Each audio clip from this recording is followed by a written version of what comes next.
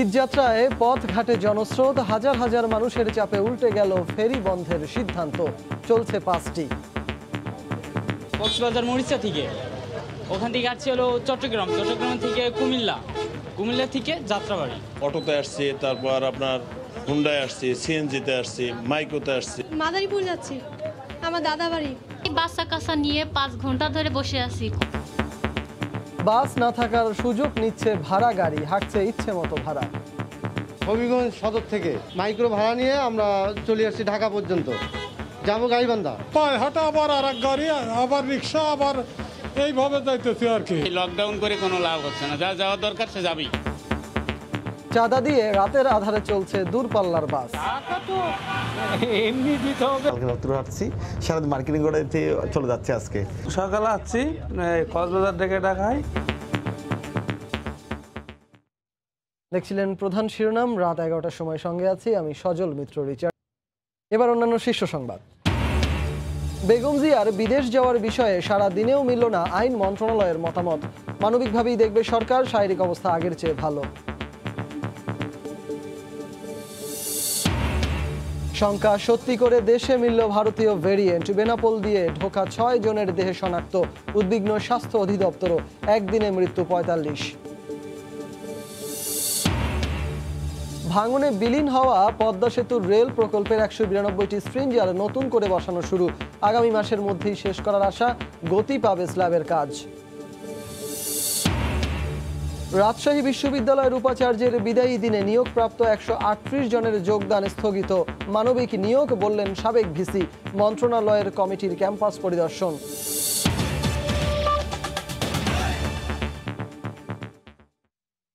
Lockdown, কঠোর বিধি নিষেধ সহ নানা পদক্ষেপে করোনা সংক্রমণের লাগাম টানার চেষ্টা করছে সরকার, কিন্তু ঈদযাত্রায় পথে ঘাটে জনস্রোত ঠেকানো যাচ্ছে না।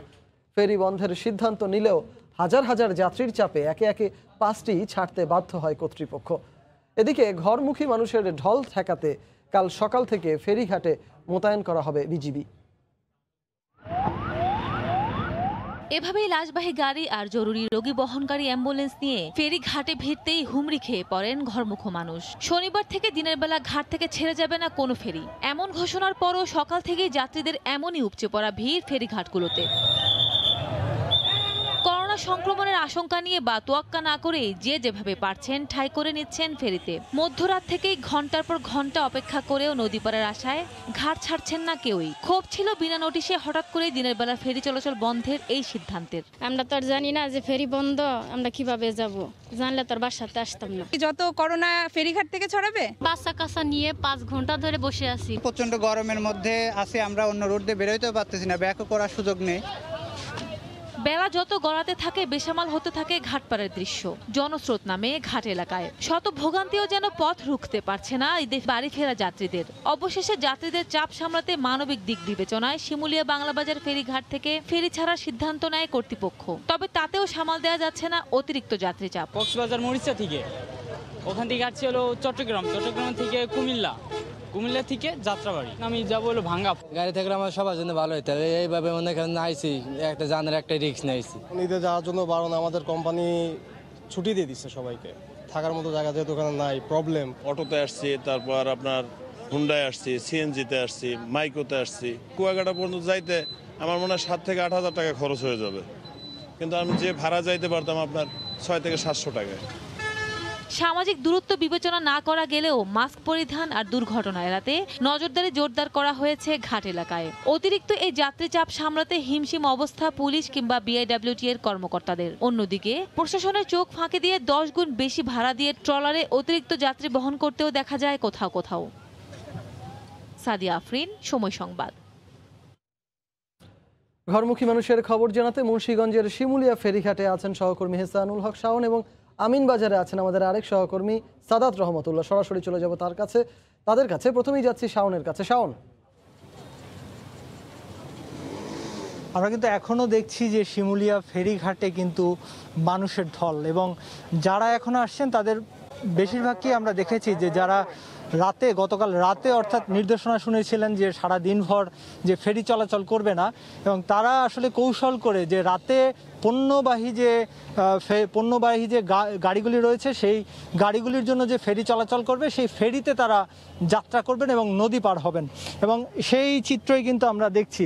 এবং সন্ধ্যার সময়ও কিন্তু আমরা উপচে পড়া ভিড় দেখেছিলাম। এখনও কিন্তু যাত্রীরা যেভাবে পারছেন মহাসড়ক দিয়ে ঢাকা ছেড়ে তারা বাড়িতে যাচ্ছেন, এবং সেক্ষেত্রে যাত্রীদের কাছে আমরা প্রশ্ন করেছিলাম যে আপনারা এই করোনার মহামারীর মধ্যে কেন স্বাস্থ্য ঝুঁকি নিয়ে যাচ্ছেন।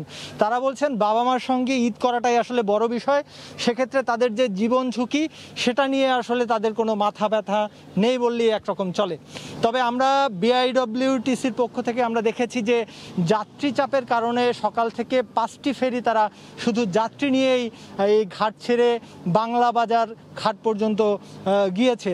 যদিও বিআইডব্লিউটিসির পক্ষ থেকে বলা হয়েছে যে দিনভর 5টি ফেরি চলাচল করেছে জরুরি সেবার গাড়ি পরিবহনের জন্য, এবং রাতেও 5টি ফেরি চলাচল করবে। সেক্ষেত্রে আমরা দেখছি যে ট্রাক বা বিভিন্ন পণ্যবাহী বিভিন্ন জরুরি সেবার যে গাড়িগুলো রয়েছে তার ভিতরে করে বা তার ভিতরে থেকেও কিন্তু বা পাশে থেকেও কিন্তু অনেকে গাদাগাদি করে চাপাচাপি করে তারপরে যাত্রা করছেন ওপারে। এবং যাত্রীদের যে নির্দেশনা দিয়েছিল বিআইডব্লিউটিসির পক্ষ থেকে সেই নির্দেশনাও কিন্তু মানছে না। আমরা এইমাত্র কয়েকটি ফেরি দেখলাম যে 4টি ঘাট থেকে ছেড়ে গিয়েছে, সেই প্রতিটি ফেরিতেই কিন্তু আমরা দেখছি যে যারা বেশিরভাগই যাত্রী রয়েছেন যারা বাড়ির উদ্দেশ্যে ঈদে যাত্রা করছেন, তাদের যে জরুরি কোনো কাজের বাইরে সেরকম কিন্তু আমরা দেখছি না। তো এই ছিল আমার কাছে। চলে যাব রাজধানীর আমিনবাজারে, সেখানে রয়েছেন সহকর্মী সাদাত রহমতুল্লাহ। সাদাত, শাওন, আপনি যেটি বলছিলেন আসলে ঢাকায় অবস্থা কিন্তু একই। আমরা দেখতে পাচ্ছি আসলে গাবতলী থেকে মানুষ যেভাবে যাচ্ছে, যদিও গণপরিবহন বন্ধ রয়েছে বা দূরপাল্লার বাস বন্ধ রয়েছে, সাধারণ মানুষের যাত্রা কিন্তু কোনোভাবেই থেকে নেই। সবচেয়ে ঝুঁকি নিয়ে মানুষ কিন্তু এই মুহূর্তে রাজধানী ছাড়ার সর্বোচ্চ যে চেষ্টা সেই চেষ্টা কিন্তু করে যাচ্ছে। আপনি দেখতে পাচ্ছেন আমার বাঁ পাশে এই ট্রাকটি দাঁড়িয়ে আছে যাত্রী নিয়ে। এই যাত্রীগুলো সাধারণত উত্তরবঙ্গে যাবে এবং সে যাওয়ার জন্য কিন্তু আমরা দেখতে পাচ্ছি যে পুরো গাড়িটি আসলে লোড করে রাখা হয়েছে। এভাবেই কিন্তু ঝুঁকি নিয়ে যেভাবে পারছেন কিন্তু এই রাজধানী ছাড়ার চেষ্টা করছেন। এর বাইরেও আমরা দেখেছি আসলে এই মুহূর্তে রাত 11টার পর হলেও এই আপনি জানেন যে আসলে রাতের বেলা ফেরি চলাচল শুরু করবে। এই খবরে আমরা দেখেছি আসলে রাতের বেলায় রাজধানীর যেই গাবতলী যে বাস টার্মিনাল রয়েছে সেই টার্মিনালে আমরা দেখতে পাচ্ছি যে আসলে মানুষের যে ভিড়, সে ভিড় দুপুরে যে ভিড় ছিল সেটি কয়েক গুণ বেড়েছে। অর্থাৎ এই সন্ধ্যার পর থেকে আমরা দেখেছি যে বেশ কয়েকটি গাড়িও আটক করেছে আইন শৃঙ্খলা বাহিনী। কারণ এরই মধ্যে যে গাড়িগুলো রয়েছে বিশেষ করে আমরা দেখতে পেয়েছি আসলে এই গাড়িগুলোতেও কিন্তু যে সমস্ত ব্যক্তিগত পরিবহন রয়েছে সেই ব্যক্তিগত পরিবহনে করে কিন্তু মানুষ যাওয়ার চেষ্টা করছে। সব মিলিয়ে এখন সবার কিন্তু এই স্বাস্থ্যবিধি বা সরকারের যে নিষেধাজ্ঞা সেই নিষেধাজ্ঞাকে উপেক্ষা করে আমরা দেখেছি যে আসলে মানুষের যে যাওয়ার চেষ্টা সেই চেষ্টা কিন্তু অব্যাহত রেখেছি। এই মধ্যরাতেও আমরা দেখেছি যে আসলে পরিবার পরিজনের সাথে সবাই ঈদ করার জন্য আপনি দেখতেই পাচ্ছেন যে মানুষ যে ভিড় এই মুহূর্তে এই আমিনবাজারে। কারণ ওই পাশে আইন শৃঙ্খলা বাহিনীর সদস্যরা অনেকে ব্যক্তিগত গাড়ি কিন্তু আমরা দেখতে পেয়েছি আটকে দিয়েছে। সেক্ষেত্রে অনেকেই কিন্তু বিকল্প পথ অর্থাৎ আমিনবাজারে এসে হেঁটে এসে এখান থেকে ট্রাকে করে কেউ কেউ আমরা দেখেছি আসলে ব্যক্তিগত যে পরিবহনগুলো রয়েছে সেটি করে যাচ্ছে।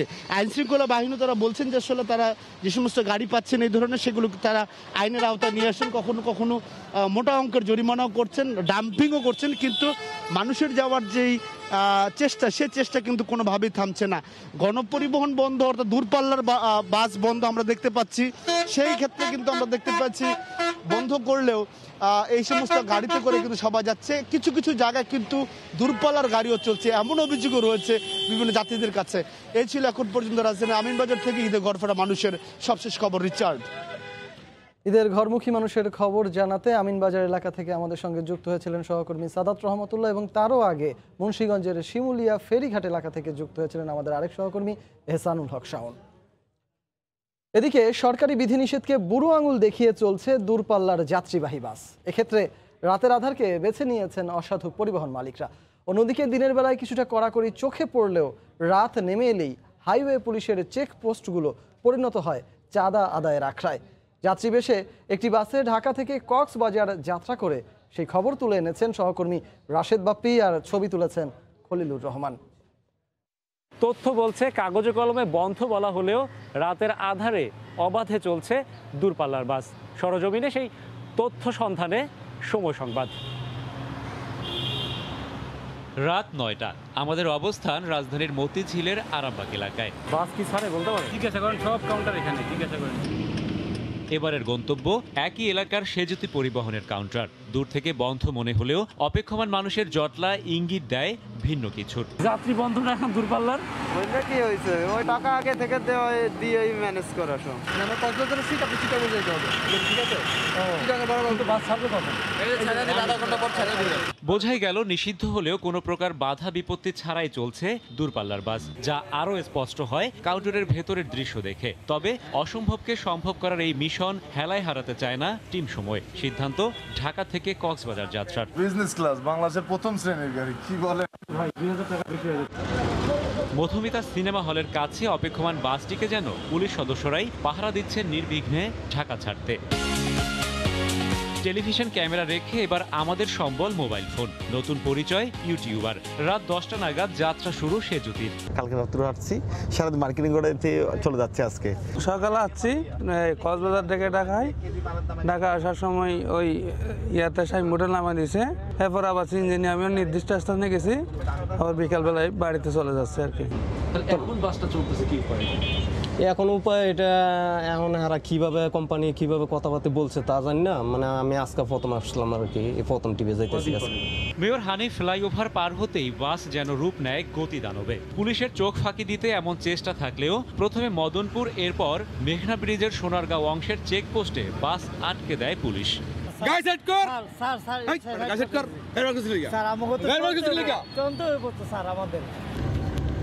দুই দফায় টাকায় মেলে মুক্তি। পুলিশ এই জায়গায় নিছে 2000। মদনপুরে কত নিছে? মদনপুর নিছে আপনার হলো 1000। 2.5 ঘন্টা পর যাত্রা বিরতির জন্য বাস থামলো কুমিল্লার বুড়িচংয়ের এই রেস্টুরেন্টটিতে। কোন কোন কোম্পানির বাস এখানে আসছে? সেজুতি আসে, আর হলো সেন্ট মার্টিন 2020 আসে। 20 মিনিট পর গন্তব্যের পানে আবারও চলতে শুরু করে বাস।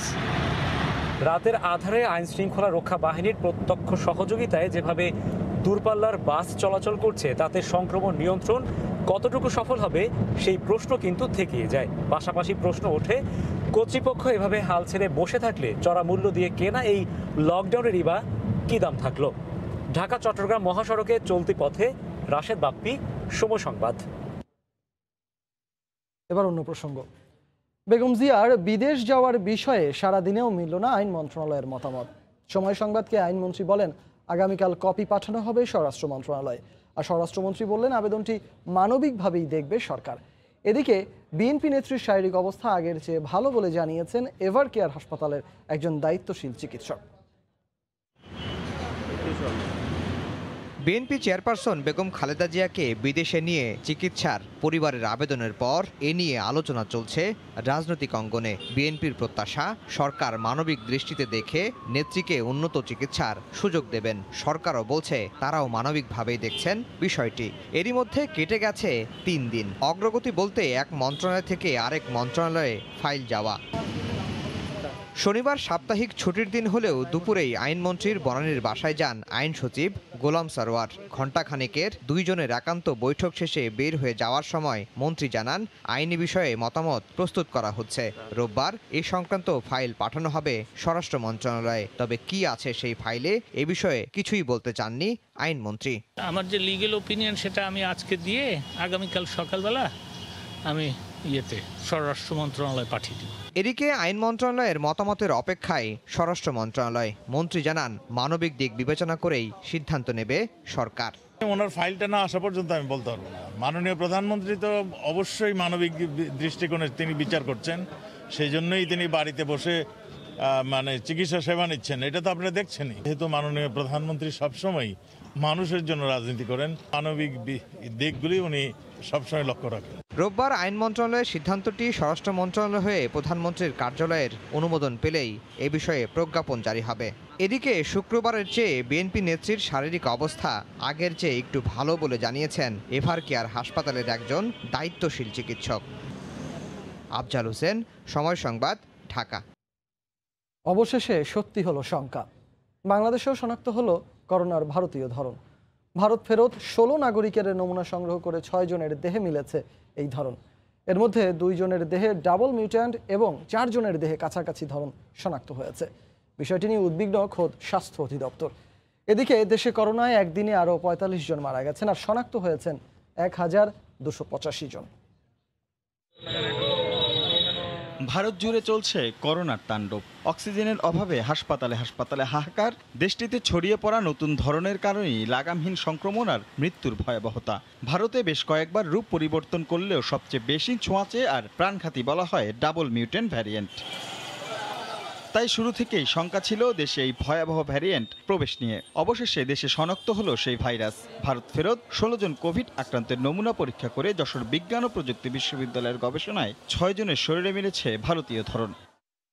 তারা কোথায় কোথায় কার সাথে দেখা করছে, ভারত থেকে বাংলাদেশে ঢোকার পরে সেই কন্ট্যাক্ট ট্রেসিংটা ইমিডিয়েটলি করা উচিত এবং শুধু কন্ট্যাক্টের মধ্যে যারা আছে সবাইকে কোয়ারেন্টাইনে নিয়ে আসা উচিত। স্বাস্থ্য অধিদপ্তর জানিয়েছে 2 জনের দেহে ডাবল মিউটেন্ট ভ্যারিয়েন্ট রয়েছে বলে প্রাথমিক ধারণা, আর বাকি 4 জনের দেহে যে ধরন মিলেছে তা এর কাছাকাছি একটি পরিবর্তন। একই ব্যক্তির নমুনা যশোর ও বেনাপোল দিয়ে বাংলাদেশে প্রবেশ করেছে এরকম বাংলাদেশি 8 জনের নমুনা সংগ্রহ করে একই নমুনা যশোর বিজ্ঞান ও প্রযুক্তি বিশ্ববিদ্যালয় এবং আইডিসিআরে পরীক্ষা করা হয়েছে। সেখানে আইডিসিআরের তথ্য মতে তারা 6টির মধ্যে পজিটিভ পেয়েছে। যেই 6টির মধ্যে আসলে 4টি খুব ক্লোজ ইন্ডিয়ান ভ্যারিয়েন্টের মধ্যে আর 2টি কনফার্ম। যদিও আক্রান্ত কেউই আশঙ্কাজনক নয়, তবে বিষয়টি নিয়ে উদ্বিগ্ন স্বাস্থ্য অধিদপ্তর। স্বাস্থ্য অধিদপ্তর তো অবশ্যই উদ্বিগ্ন, এটা সারা দেশের মানুষেরই উদ্বিগ্ন হওয়া উচিত। এই জন্য যে সবার একটু বাজারে যেভাবে ঘোরাফেরা হচ্ছে, মানুষ একেবারে গাদাগাদি বসে ইফতার করছে, ইফতার করা মানে কারো মুখে মাস্ক নাই, তাহলে এটা তো ওখানে একটা অ্যাটম বোম হয়ে বসে আছে সবাই। একই নমুনা নিয়ে আইডিসিআরও গবেষণা করছে। রাশেদ লিমন, সময় সংবাদ, ঢাকা। রাত 11টার সময় আরও থাকছে। সংক্রমণের তোয়াক্কা না করে শেষ মুহূর্তে জমজমাট ঈদবাজার, গাদাগাদি করে বিপণী বিতানি ইফতার। স্বাস্থ্যবিধি মানা নিয়ে পরস্পরকে দুষছেন ক্রেতা বিক্রেতা। নদী ভাঙনে বিলীন হয়ে যাওয়ার পর ইউরোপ থেকে নতুন করে তৈরি করে আনা 192টি স্ট্রিঞ্জার পদ্মা সেতুতে স্থাপন শুরু হয়েছে। স্ট্রিঞ্জার স্থাপনের ফলে স্ল্যাব বসানোতে নতুন গতি পাচ্ছে। বিস্তারিত নাসিরউদ্দিন উজ্জ্বলের রিপোর্টে, আর ক্যামেরায় ছিলেন আবু সাইদ। বাংলাদেশের এগিয়ে যাওয়ার স্মারক এখন পদ্মা সেতু। সেতুর নিচতলায় রেল লাইনে বাকি থাকা 900 মিটার এলাকায় রেলওয়ে স্ল্যাব বসানো হচ্ছে এখন। 2959টি রেলওয়ে স্ল্যাবের মধ্যে 2620 এবং 2917টি রোডওয়ে স্ল্যাবের মধ্যে 2410টি স্থাপন হয়ে গেছে। লুক্সেমবার্গ থেকে আনা প্রতিটি 7.5 মেট্রিক টন নতুন স্ট্রেঞ্জার স্থাপনে ব্যবহার করা হচ্ছে ভারী ভারী যন্ত্র। 24 আওয়ার্সই কাজ হচ্ছে আমাদের। 150 স্ল্যাবের মতো বসলে মডিউল 1 শেষ হয়ে যাবে। দেশি বিদেশি ইঞ্জিনিয়ার প্রকৌশলীরা কাজ দ্রুত গতিতে এগিয়ে নিয়ে যাচ্ছে। সংশ্লিষ্টরা বলছেন 12 গ্রুপে নতুন 48টি স্ট্রেঞ্জার বসছে। 12 সেট স্ট্রেঞ্জার পেইন্টিং এবং ওয়েল্ডিং করে ইরেকশনের কাজ চলমান আছে এবং বাকিগুলো কাজ জুনের মধ্যে কমপ্লিট হয়ে যাবে। প্রতিটি স্প্যানে বসছে 32টি করে স্ট্রেঞ্জার, এরই মধ্যে বসানো হচ্ছে স্ল্যাব। পদ্মা সেতুর 41টি স্প্যানে 1312টি স্ট্রেঞ্জার বসবে, এরই মধ্যে 1168টি বসে গেছে। নতুন স্ট্রেঞ্জারগুলো বসছে মাওয়া প্রান্তের 2 ও 3 নম্বর মডিউলে। মুন্সিগঞ্জের মাওয়া থেকে নাসিরউদ্দিন উজ্জ্বল, সময় সংবাদ। রাজশাহী বিশ্ববিদ্যালয়ের বিদায়ী উপাচার্যের তড়িঘড়ি নিয়োগ ঘটনার তদন্ত শুরু করেছে শিক্ষা মন্ত্রণালয়ের গঠিত কমিটি।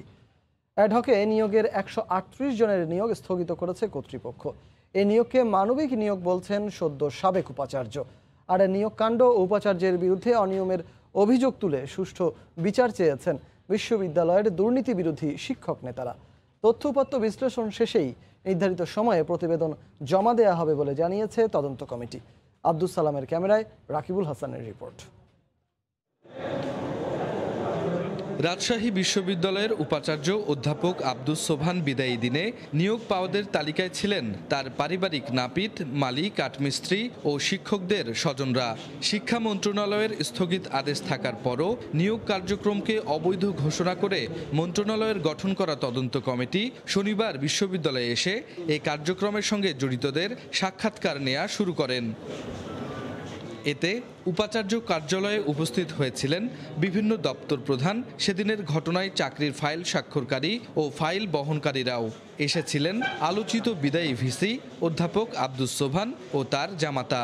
আমি শুধুমাত্র স্যারের নিয়োগ আদেশ যেটা ছিল সেই আদেশের সাথে নিয়োগপত্র শুধু মিলিয়ে দেখছি যে সংখ্যাটা ঠিক আছে কিনা আর নামগুলো ঠিক আছে কিনা দেখে আমি শুধুমাত্র স্বাক্ষরের জন্য ইউসুফ আলী স্যারের কাছে দিয়েছি। এই পর্যন্তই আমার কাজ শেষ। সাক্ষাৎ শেষে বেরিয়ে যাওয়ার সময় বিদায়ী ভিসি আব্দুস সোবহান সাংবাদিকদের বলেন, বিশ্ববিদ্যালয়ের প্রয়োজনে মানবিক কারণেই এই নিয়োগ দিয়েছেন। দাবি করেন, শুধু ছাত্রলীগের কর্মী এবং আওয়ামী পরিবারের সদস্যদের মধ্যে যারা চাকরির যোগ্য তারাই এই নিয়োগ পেয়েছেন। যারা ডিজার্ভ করে তারা এই নিয়োগটা পেয়েছে। আমি মানবিক কারণে তাদের জীবনযাত্রা আর কি যেভাবে ব্যাহত হয়ে যাচ্ছিল, আমি মনে করি যে এই নিয়োগটা তাদের প্রাপ্য। বিশ্ববিদ্যালয়ের দুর্নীতি বিরোধী শিক্ষক সমাজের প্রতিনিধিরা তদন্ত দলের সঙ্গে দেখা করে নিয়োগ কাণ্ড ছাড়াও বিভিন্ন সময় উপাচার্যের অনিয়ম তুলে ধরেন। যা যা আমরা জানি এবং যাকে যাকে দায়ী মনে করি তাদের সকলের কথাই বলেছি। আমরা যার কিছু প্রতিবাদ করেছি নানাভাবে আজকে 2টি বছর ধরে, সেই বিষয়গুলি নিয়েই আমাদের সাথে কথা হয়েছে, সেই কথাগুলির উত্তর দিয়েছে। তদন্ত কমিটির আহ্বায়ক জানান, তথ্য উপাত্ত বিশ্লেষণ করে নির্ধারিত সময়ের মধ্যেই প্রতিবেদন দাখিল করা হবে। আমরা বিষয়গুলো বিশ্লেষণ করব, অ্যানালাইসিস করব এবং আমরা একটা সুষ্ঠু তদন্ত রিপোর্ট আমরা জমা দেব। গত বৃহস্পতিবার ভিসির মেয়াদ শেষের দিন অ্যাডহক ভিত্তিতে একসাথে 138 জনকে নিয়োগ দেওয়া হয়। এর আগে গত 15 ডিসেম্বর সব ধরনের কার্যক্রম স্থগিত রাখার নির্দেশ দিয়ে উপাচার্য বরাবর চিঠি পাঠিয়েছিল শিক্ষা মন্ত্রণালয়। রাকিবুল হাসান, সময় সংবাদ, রাজশাহী। রাজধানী কামরাঙ্গীরচরে 3টি ওয়ার্ডে নিম্ন আয়ের 1500 পরিবারের মাঝে ঈদ সামগ্রী বিতরণ করা হয়েছে। সকালে আওয়ামী লীগ নেতা অ্যাডভোকেট কামরুল ইসলাম এমপির পক্ষে এগুলো বিতরণ করা হয়। ঈদ উল ফিতর উপলক্ষে আওয়ামী লীগ নেতা অ্যাডভোকেট কামরুল ইসলাম এমপির পক্ষে কামরাঙ্গীরচর থানার 55, 56 ও 57 নম্বর ওয়ার্ডের 1500 পরিবারকে ঈদ সামগ্রী বিতরণ অনুষ্ঠানের আয়োজন করা হয়। ভার্চুয়ালি যুক্ত হয়ে ভবিষ্যতেও অসহায়দের মাঝে সহায়তা অব্যাহত রাখার কথা জানান তিনি। যাতে এই নিম্ন আয়ের মানুষ ছেলে মেয়ে নিয়ে ঈদ উপভোগ করতে পারে, একটু ভালো খেতে পারে, তার জন্য আমরা চাল, পোড়া চাল, তেল, আমরা সেমাই এবং গরম মশলা, বিভিন্ন ঈদ সামগ্রী আমরা ঈদের জন্য আমরা তাদের কাছে বিতরণ করছি। আমরা 3টি ওয়ার্ডে 1500 লোককে আমরা এই ঈদ সামগ্রী, ঈদের জন্য এই সামগ্রী আমরা বিতরণ করব। এদিকে মহামারীকালে ঈদ সামগ্রী হাতে পেয়ে খুশি নিম্ন আয়ের মানুষ। টাকা দিছে, মুরগি দিল, তারপরে সময় বহুত কিছু দিছে। আমাদের সেমাই, মুরগি, কাপড়, চাল, তেল এগুলো সব দিয়েছে। শাড়ি বা মুরগি, এটা আমাদের দেখে অনেক ভালো লাগছে। ভবিষ্যতেও এ ধরনের কার্যক্রম অব্যাহত থাকবে বলে জানায় স্থানীয় নেতারা। রোজিনা রোজি, সময় সংবাদ, ঢাকা।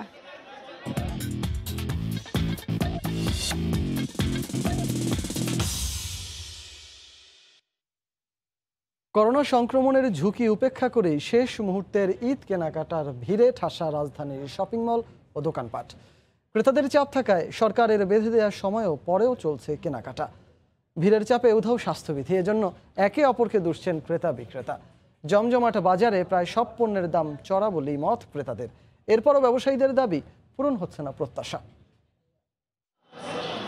ঈদ উদযাপনের কাছে হার মেনেছে করোনা ভীতি। নতুন পোশাকে প্রিয়জনের সঙ্গে ঈদের আনন্দ ভাগাভাগি করতে রোজার শেষ দিকে রাজধানী শপিং মলে উপচে পড়া ভিড়। নতুন একটা পাঞ্জাবি পরে ঈদ করার মজাই আলাদা, এই জন্য আসলে আসা। গ্যাদারিংটা বেশি, ডিস্টেন্স যেটা মেনটেন করার কথা বলছে ওটা তো আসলে মেনটেন করা সম্ভব না, মানে চাইলেও হচ্ছে না। কেনাকাটার মাঝে ইফতারের সময় হয়ে আসায় শপিং মলের ফুড কোর্টে গাদাগাদি করে ইফতার সারেন ক্রেতারা। সংক্রমণ রোধে স্বাস্থ্যবিধি মানার কড়াকড়ি থাকলেও মানছেন না কেউ, এজন্য শঙ্কা প্রকাশ করেছেন ক্রেতাদের অনেকেই। কিছু কেনাকাটা করছি, আবার কিছু বাকি আছে, এই জন্য ইফতারের সময় হয়ে গেছে, এই জন্য ইফতার করতেছি। এখন তার বাসা যাওয়া সম্ভব না, এখন ইফতারটা এখানেই করতে হবে। বললো যে 1.5 ফিট 2 ফিট ডিস্টেন্স থাকার জন্য, সেটা তো কেউ মানতেছেই না। যদিও বিক্রেতারা বলছেন ক্রেতারাই ভাঙছেন স্বাস্থ্যবিধি। স্যানিটাইজার ইউজ করার চেষ্টা করতেছি, কাস্টমার যখন চাপাচাপি করবে তখন সেটা তো আমাদের আর কিছু করার নেই। ওনাদের এই গাফলতিটা বেশি। করোনাকালে রাত 8টা পর্যন্ত সময় বেঁধে দেওয়া হলেও বিক্রি চলে রাত 10টার পরেও। যদিও ব্যবসায়ীদের দাবি পূরণ হচ্ছে না বিক্রির লক্ষ্য, আর ক্রেতাদের অভিযোগ বাড়তি চাহিদাকে পুঁজি করে বাড়তি দাম নেওয়া হচ্ছে। 26 রমজান বেচা বিক্রিটা আমাদের খুবই কম, প্রাইসগুলো বেশি। দোকান বন্ধ থাকার কারণে যে ক্ষতিটা হয়েছে তারা মনে হয় দামটা বৃদ্ধি করে নিয়ে সেটা পোষায় নিতেছে। রোজার শেষ দিকে তো এখন মানে যা এক্সপেক্ট করছে তা থেকে বেশি দিয়ে আমাদের পে করতে হয়েছে। বিক্রির দিক দিয়ে এবছর ঈদ বাজারে পোশাক ও জুতার পাশাপাশি বেশ চাঙ্গাভাব দেখা গেছে প্রসাধনী আর ইমিটেশনের গহনার। হাজিরা শিউলি, সময় সংবাদ, ঢাকা। সোহরাওয়ার্দী উদ্যানের গাছ কাটার বিরুদ্ধে আন্দোলনে প্রতিদিনই যুক্ত হচ্ছে নতুন মাত্রা। সবুজ রক্ষার দাবিতে প্রতিবাদ গড়ে তুলছেন নতুন নতুন সংগঠন। গান, কবিতা, আবৃত্তিতে চলছে প্রকৃতি রক্ষার আকুতি। লকডাউনে থমকে যাওয়া সময়ে হঠাৎই গাছ কাটার মহোৎসব রাজধানীর বিরল সবুজ অঞ্চল সোহরাওয়ার্দী উদ্যানে। লোকচক্ষুর আড়ালে প্রায় অর্ধশতবর্ষী গাছগুলোর গোড়ায় যখন আঘাত হানছিল করাত, তখন প্রতিবাদ জানান 4-5 জন শিক্ষার্থী। একে একে সেই প্রতিবাদে যুক্ত হয়ে 10-এর বেশি সংগঠন, সংহতি জানিয়েছেন হাজারো মানুষ। এইভাবে নির্বিচারে গাছ কাটার জায়গাটাকে কোনোভাবে মেনে নেওয়া যায় না। চিত্রকর্মে শুরু করা এই প্রতিবাদে যুক্ত হয়েছে গান, নাটক, আবৃত্তি সহ নানা ধরনের শিল্প মাধ্যম। মাত্র 2 সপ্তাহের ব্যবধানে সামাজিক যোগাযোগ মাধ্যমে ব্যাপক জনসমর্থন পেয়ে আনন্দিত শুরুর দিকের যোদ্ধারা। উদ্যানে একটি বড় জায়গা জুড়ে জারি রেখেছেন তাদের প্রতিবাদ। ডালপালা আছে, এগুলো দিয়েই সুন্দর করে সাজায় যে ইনস্টলেশন শুরু হয়েছে, তারপরে আস্তে আস্তে গান, কবিতা এগুলো যুক্ত হয়ে গেছে। কর্তৃপক্ষ তাদের দাবি মেনে না নিলে সাংস্কৃতিক প্রতিবাদকে প্রতিরোধে রূপ দেওয়ার হুঁশিয়ারিও দিয়েছেন তারা। সবার তো আর প্রতিবাদের ভাষা মিটিং মিছিল না। যদি আমাদের এই সাংস্কৃতিক প্রতিবাদ দিয়ে আটকানো না যায়, তাইলে আমরা আরও কঠোরতম পথ বেছে নেব। অন্যদিকে শনিবারও মানববন্ধন করেছে একাধিক সংগঠন। রেস্তোরাঁর পরিকল্পনা পরিবর্তন ও গাছ কাটা বন্ধ না হলে বড় রকমের কর্মসূচির ঘোষণাও দেবেন বলে জানান তারা। মুক্তিযুদ্ধ মন্ত্রণালয় বলছেন যে 2500 গাছ এখানে রোপণ করা হবে। ঘোষণা দেন যে আগামীকাল গাছ কাটা হবে, আগামী পরশুদিন এই 2500 গাছ এত বড় হয়ে যাবে। যদি বড় হওয়া সম্ভব হয় তাহলে আপনি গাছ কাটার অনুমোদন দেন। সামাজিক যোগাযোগ মাধ্যমে এই আন্দোলনের জনসমর্থন আশার আলো যোগাচ্ছে পরিবেশ প্রেমীদের। আশা করছেন সারা দেশে প্রকৃতি রক্ষার এই আহ্বান ছড়িয়ে পড়বে। আপনারা এগুলো বন্ধ করুন। তাজওয়ার মাহমিদ, সময় সংবাদ, ঢাকা। করোনা পরিস্থিতি কিছুটা নিয়ন্ত্রণে এলেও ভারতীয় ভেরিয়েন্ট নিয়ে চিন্তিত ইউরোপের দেশগুলো। জার্মানি এবং ইউরোপের করোনার সবশেষ খবর জানাতে এই মুহূর্তে বার্লিনে আছেন সহকর্মী বিটু বড়ুয়া। সরাসরি চলে যাচ্ছি তার কাছে। বিটু। রিচার্ড, আপনাকে জার্মানির রাজধানী বার্লিনের প্রাণকেন্দ্র কুডাম থেকে আপনাকে ধন্যবাদ জানাচ্ছি, একই সাথে স্বাগত জানাচ্ছি এই মুহূর্তে বার্লিনে আমার সাথে যোগ দেওয়ার জন্য। বার্লিনের শুধু অবস্থা না, পুরো ইউরোপের অবস্থা যদি বলি তাহলে কিন্তু এখন পর্যন্ত পুরো ইউরোপে ভারতীয় যে ভ্যারিয়েন্ট, অর্থাৎ ভারতীয় করোনার যে নতুন ধরন B.1.617, এটি কিন্তু ইউকে সহ 7টি দেশে ছড়িয়ে গেছে এবং এই 7টি দেশের মধ্যে বেলজিয়াম, নেদারল্যান্ডস, সুইজারল্যান্ড, ফ্রান্সের যে গুয়াডালুপো এবং সেই সাথে জার্মানি এবং একই সাথে কিন্তু আশেপাশের কয়েকটি দেশে ছড়িয়েছে। তো এই ছড়ানোর যে অবস্থা, এখানে কিন্তু এখন টিকাদান কর্মসূচি সজোরে চলছে এবং বলতে গেলে আপনাকে বলতে হয় যে জার্মান স্বাস্থ্যমন্ত্রী ইয়েন্স স্পান এবং জার্মান চ্যান্সেলর আঙ্গেলা ম্যার্কেল তিনি কিন্তু আশা প্রকাশ করেছেন জার্মানির মতো ইউরোপের যে অন্যান্য দেশ সেখানকার যে রাষ্ট্রপ্রধানরা আছে তারা কিন্তু এই ভারতের যে নতুন করোনা, এই করোনাকে আসলে নিয়ন্ত্রণে রাখতে পারবেন এবং সে কারণেই কিন্তু ভারতের সাথে যে বিমান চলাচল সেটি এখনো পর্যন্ত বন্ধ আছে এবং সেটি আসলে যতদিন না পর্যন্ত ভারতীয় যে করোনা যেভাবে ইউরোপে ছড়িয়েছে সেটিকে যতদিন না পর্যন্ত নিয়ন্ত্রণে রাখতে না পারছে কিংবা নিয়ন্ত্রণে আনতে না পারছে, ততদিন পর্যন্ত কিন্তু এই যে করোনার যে শিথিলতা সেটি কিন্তু ধীরে ধীরে খুলবে।